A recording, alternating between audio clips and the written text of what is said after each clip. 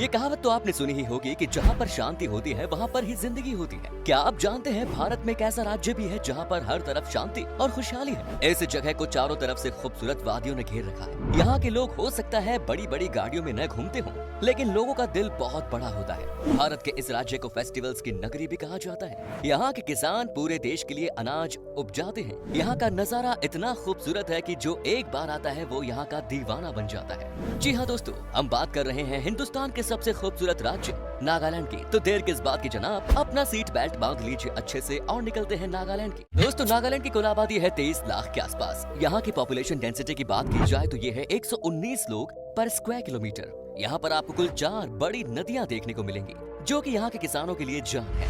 आपको हम बता दें कि इस राज्य का नाम नागालैंड कैसे पड़ा। नागा का मतलब है हिलमैन। इस प्रकार नागालैंड एक हिलमैन की भूमि है, क्योंकि यहाँ पर चारों तरफ पहाड़ ही पहाड़ हैं। इसीलिए इसे नागालैंड कहा जाता है। नागालैंड राज्य भारत के नॉर्थ ईस्ट में स्थित है और इसकी राजधानी है कोहिमा। इसके बॉर्डर्स पर वेस्ट और नॉर्थ में असम, ईस्ट में म्यांमार, जिसको पहले नाम बर्मा के नाम से जाना जाता था, नॉर्थ में अरुणाचल प्रदेश और साउथ में मणिपुर स्थित है। सन 1890 तक नागालैंड में ब्रिटिश ने शासन किया और सारे ट्रेडिशनल कस्टम हेड हंटिंग को गैर कानूनी घोषित कर दिया। नागालैंड के सबसे बड़ा शहर है दीमापुर और यहाँ की सबसे ऊंची चोटी है माउंट सरामती, जिसकी समुद्र तल से ऊंचाई है 3840 मीटर। नागालैंड को 1 दिसंबर 1963 को भारत के 16वें राज्य के रूप में लिया गया।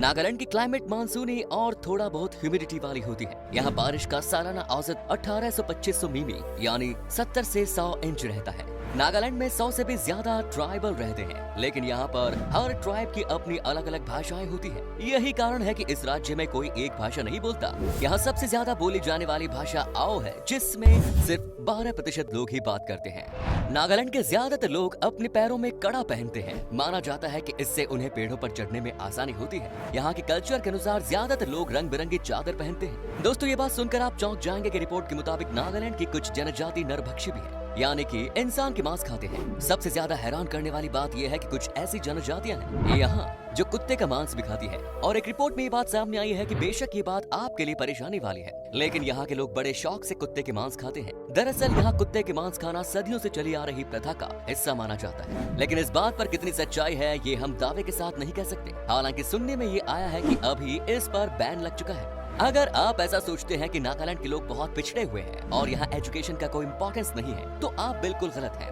आपको बता दें कि यहाँ एजुकेशन रेट पहले से काफी बड़ा है। एजुकेशन रेट अब 80 से बढ़कर 85 हो गया है, जो कि देश के अन्य राज्यों की तुलना में काफी ज्यादा है। कल्चरली हेरिटेज नागालैंड एक ऐसा राज्य है जो चारों ओर से पहाड़ियों से घिरा हुआ है और कम से कम 20% हिस्सा घने जंगलों और हरियाली से भरा है, जिसकी वजह बाहर से आने वाले टूरिस्ट के लिए नागालैंड किसी स्वर्ग से कम नहीं। नागालैंड का पहनावा भी बहुत अलग है। यहाँ के लोग रंग बिरंगी चादर को कपड़े की तरह पहनना पसंद करते हैं और पैरों में कड़ा पहनते हैं, क्योंकि इसकी सहायता से वो पेड़ों पर आसानी से चढ़ पाते हैं। नागालैंड के कुछ ट्राइब के लोग अपनी पुरानी ट्रेडिशंस के कारण सपनों को बहुत ज्यादा इंपॉर्टेंस देते हैं और अपने सपनों के जरिए हकीकत में देखने की कोशिश करते हैं। नागालैंड में 80% आबादी खेती बाड़ी से जुड़ी हुई है और खेती ही यहाँ इकोनॉमी की नींव है। यहाँ के ज्यादातर त्योहार भी खेती से जुड़े हुए हैं। एक कृषि प्रधान राज्य होते हुए भी यहाँ के लोग सब्जियों को ज्यादा खाना पसंद नहीं करते। दोस्तों, नागालैंड में ही दुनिया की सबसे तीखी मिर्च भूट जोलोकिया पाई जाती है, जिसका नाम गिनीज बुक ऑफ रिकॉर्ड्स में भी दर्ज किया गया है। कहते हैं कि इस मिर्ची को खाने के बाद आपके कान से धुआं उड़ने लगता है। आजकल इस मिर्ची का एक्सपोर्ट दुनिया के हर दूसरे देश में किया जा रहा है और यहाँ के लोग इससे बहुत पैसे कमा रहे हैं।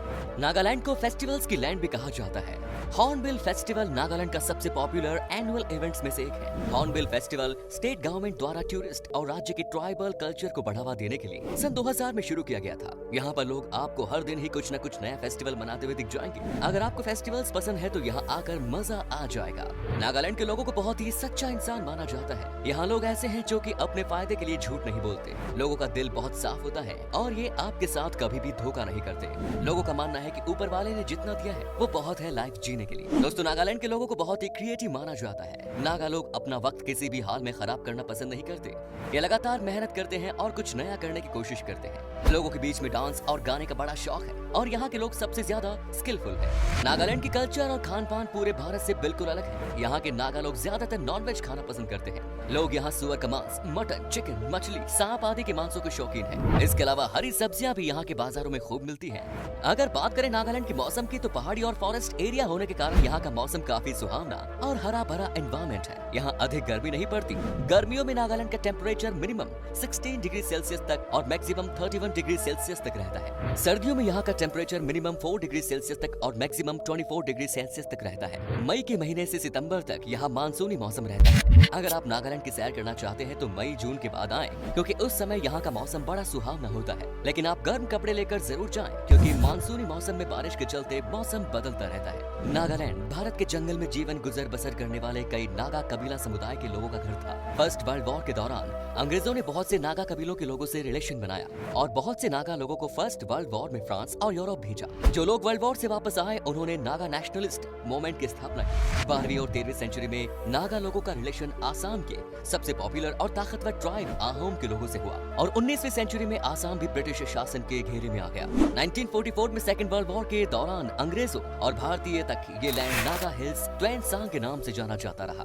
1961 में भारत सरकार ने इस लैंड को राज्य का दर्जा दिया और इसका नाम नागा हिल्स ट्वेन सांग से बदलकर नागालैंड कर दिया गया। उसके बाद 1963 में नागालैंड को पूर्ण राज्य घोषित कर दिया गया। आसाम के जाने माने राइटर वीरेंद्र कुमार भट्टाचार्य ने उनके बुक यारोइगम वर्ल्ड वॉर के दौरान नागा भूमि में आए रिलीजियस चेंजेस और नागा लोगों के रहन सहन के बारे में इम्पोर्टेंट जानकारी दी। नागालैंड का इतिहास बर्मा से काफी मिलता जुलता है।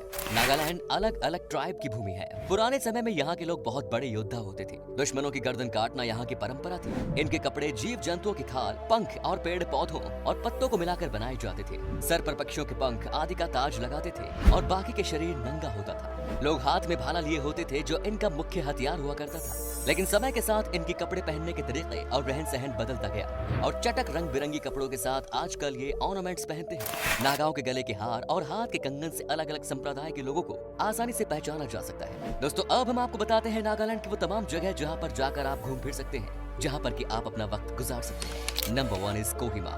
नागालैंड के प्रमुख टूरिस्ट प्लेसेस में शामिल कोहिमा नागालैंड की पहाड़ी राजधानी है। नागालैंड की राजधानी कोहिमा का नाम पहले केवहीरा था, लेकिन अंग्रेजों ने इसे बदलकर कोहिमा कर दिया। केवहीरा नाम यहाँ पाए जाने वाले सुंदर फूलों की वजह से हुआ। कोहिमा कुल्की और नागा ट्राइब का घर है, जो अपने इंडिपेंडेंसी और रंगीन कल्चर के लिए जाने जाते। सेकेंड वर्ल्ड वॉर के समय कोहिमा में जापानी सेना के खिलाफ 64 दिनों की गहन लड़ाई हुई। इसीलिए नागालैंड की हिस्ट्री में कोहिमा को स्पेशल माना जाता है। कोहिमा में एक कब्रिस्तान है, जो कि सेकेंड वर्ल्ड वॉर में देश को बचाने के लिए जान देने वाले वीर शहीदों को सम्मानित करने के मकसद से बनाया गया। Next is Dzukou valley. Nagaland के खूबसूरत नजारों के बीच स्थित जुको वैली कोहिमा से लगभग 25 किलोमीटर की दूरी पर स्थित एक अट्रैक्टिव टूरिस्ट प्लेस है। जुको वैली गर्मियों में खिलने वाले फूलों के बहुरंगी कारपेट्स के लिए सबसे प्रसिद्ध है। स्पेशली ये वैली जुको लिली के लिए जाने जाते हैं, जो सिर्फ जुको वैली में पाई जाती है। जुको लिली फूल मानसून के मौसम के साथ खिलने लगते हैं और जुलाई के पहले 2 सप्ताह में आम तौर पर पूरा वैली खिल उठता है।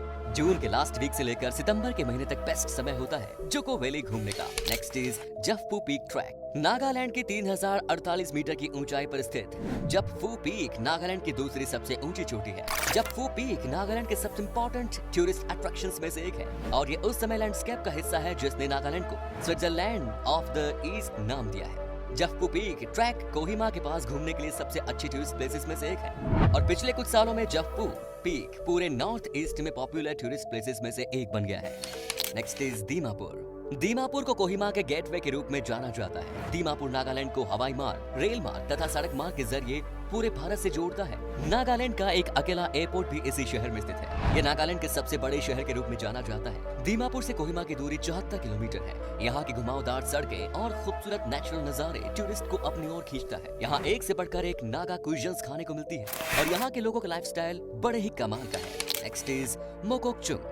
दोस्तों, मोकोकचुंग पर्यटन स्थल नागालैंड स्टेट में दीमापुर और कोहिमा के सबसे महत्वपूर्ण आकर्षण में से। मोकोकचुंग आर्ट और कल्चर के मामले में बहुत रिच है। मोकोकचुंग को नागालैंड की इंटेलेक्चुअल एंड कल्चरल कैपिटल के रूप में जाना जाता है। मोकोकचुंग में district museum, town main park और नागालैंड का सबसे बड़ा और सबसे पुराना गांव उन्मान बसा है, जो नागा कल्चर की धरोहर है। तो दोस्तों, ये था नागालैंड। कैसा लगा हमें बताइए कमेंट्स में। क्या कभी आपने विजिट की है इस राज्य की, और अगर की है तो आपका एक्सपीरियंस कैसा रहा, ये भी हमारे साथ शेयर जरूर करें। आप में से अगर कोई नागालैंड से है तो हमें कमेंट्स में जरूर बताएं। उम्मीद करता हूँ आपको ये एपिसोड पसंद आया होगा। वीडियो को लाइक कीजिए और अपने दोस्तों और रिश्तेदारों के साथ शेयर करना ना भूलें। हमारे चैनल को भी सब्सक्राइब जरूर करें। धन्यवाद।